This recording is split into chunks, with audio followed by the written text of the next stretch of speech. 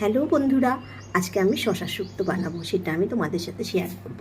আর শশা শুক্তো রান্না করার জন্য আমার বড়িটা লাগছে। বড়িটা তো আমি ভেজেই নেব। আগে বড়িটা ভেজে নিই, তারপরে কী কী লাগছে না লাগছে আস্তে আস্তে দিতে দিতে আমি রান্না করব। বড়িটা তো আমার ভাজা হয়েই গেছে, একদম সুন্দর করে লাল লাল করে ভেজে নিয়েছি। এবার আমি তুলে নেব বড়িটা। কড়াইতে তেলটা তো আছে, গরম হয়েই গেছে। এবার আমি সর্ষে আর রাঁধুনিটা ফোড়নে দিয়ে দিচ্ছি, কেননা আমার শশা শুক্তো খুব বেশি হবে না, তো যার জন্য আমার ফোড়নটাও বেশি দিতে লাগবে না। এইটুকু আদা আমি দিয়ে দিলাম। আর শশা শুক্তোতে তেল খুব কম লাগে, খুব কম তেল লাগে, বেশি তেল লাগে না, এই অল্প করেই হয়ে যাবে। আদাটা ভাজা ভাজা হয়ে গেছে। এবার আমি শশাটা দিয়ে দেবো। এই যে শশাটা কেটে জল দিয়ে রেখে দিয়েছিলাম, শশাটা আমি দিয়ে দিলাম। শশাটা তো আমি দিয়ে দিয়েছি। এইবার নুনটা দিয়ে দেবো। নুনটা একটু পরিমাণ মতো দিয়ে দিলাম, যতটা লাগবে আর কি। নুনটা দিয়ে দিলাম।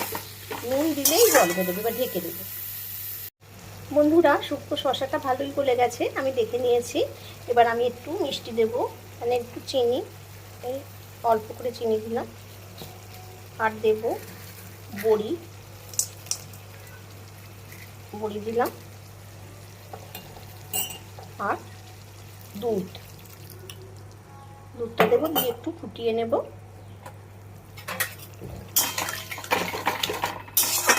ফোটাবো দুধটা দিয়ে। আর অল্প করে একটু ঘি দেব, একটু ঘি। বন্ধুরা, শুক্তোটা আমার হয়ে গেছে, দেখতেই পাচ্ছেন একদম সাদা। শশা শুক্তো এরকম সাদাই হয়।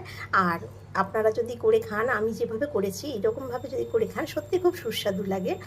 যদি ভালো লাগে আমাকে জানাবেন, আর আমিও খুশি হয়ে যাব তাহলে, যে না, আমার রান্নাটা কারোর অন্তত ভালো লেগেছে।